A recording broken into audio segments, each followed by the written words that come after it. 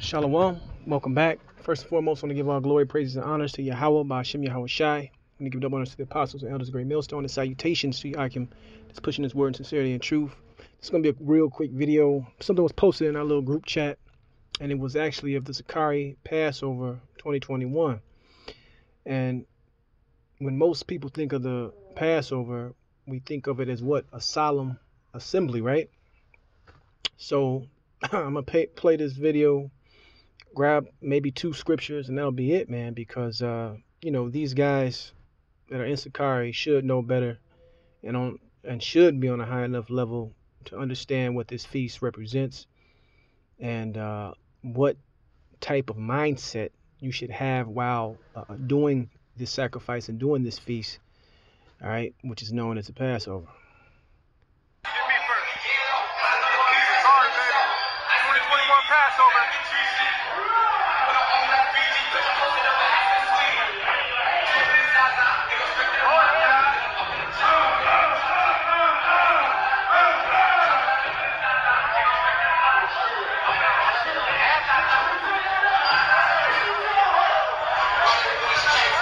And just real talk, if I didn't see who was that the deacon say nothing about the Passover, I would just think this is a bunch of guys at the club, to be quite honest, with drinks in their hand.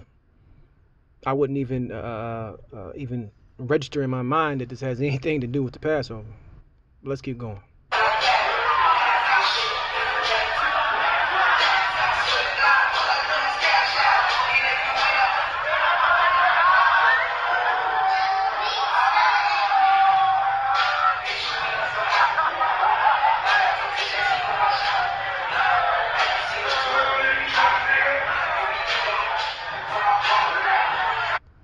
Straight carnality, man. Straight carnality, man. Okay? And they supposed to know better. Gorilla Hebrew, which is the leader of that organization, they should know better, quite honestly.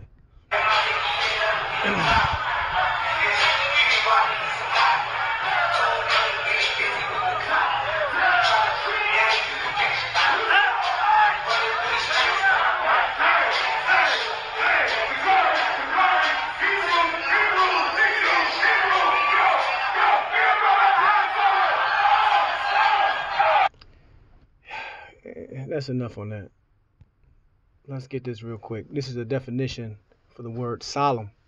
Deeply serious, somber, somberly impressive, performed with great ceremony, sacred, gloomy, somber. Now ask yourself, with the clip you just saw, does this definition fit? Or does this fit a Saturday night, a bunch of niggas at the club, man, trying to turn up? That is actually what that fits that video. It doesn't fit this definition of solemn, right? And it's not trying to start beef with Sakari. This is just, at this point in time, man, with all that's going on in the world, come on, man. Come on. This is Ecclesiastes 7:2. It is better to go to the house of mourning than to the house of feasting, for that is the end of all man, and the living will lay it to his heart. And it looks like a bunch of guys that's in the world, to be quite honest. You see? GMS Great Millstone get all this flack, but hey, it's becoming more and more clear as these prophecies wind down who is who and what is what. Who is trying to put on a good show, who is trying to heap members to themselves, who is trying to, basically just make, make money off the congregation, make it like a good time, drawing the numbers, because really doing this thing pushes and puts a lot of people off, man. All right? Doing this work, walking this walk the correct way. Let me read this again. Ecclesiastes 7:2. It's better to go to the house of mourning than to go to the house of feasting. For that is the end of all man, and the living will lay it to heart. Sorrow is better than laughter, for by the sadness of countenance the heart is made better. But at the Passover, at all events, you choose to record this and put this up, and as though this is something to replicate, because people look at Sakari, man. They look at this guy, and they look up to these people, and they watch the videos, and this is not the proper example. let's just go get the account in Exodus, and that'll be it. Because this is plain. Really, you should know what time it is when you talk about celebrating the Passover. Exodus 12:3. Speak ye to all the congregation of Israel, saying, in the 10th day of the month, thou shalt take to them every man a lamb, according to the house of their fathers, a lamb for an house. And if the household be too little for the lamb, let him and his neighbor next unto his house take it according to the number of the souls. Every man according to his eating shall make for count for the lamb.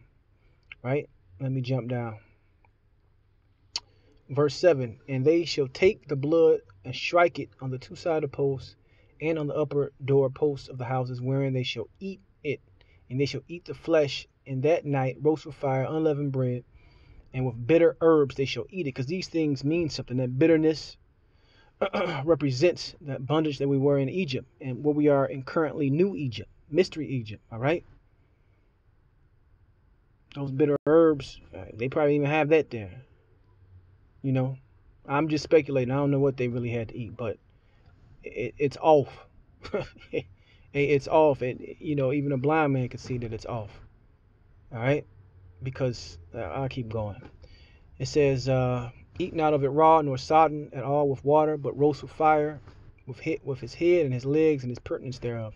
And you shall let nothing of it remain until the morning, and which remaineth of it until the morning ye shall burn with fire.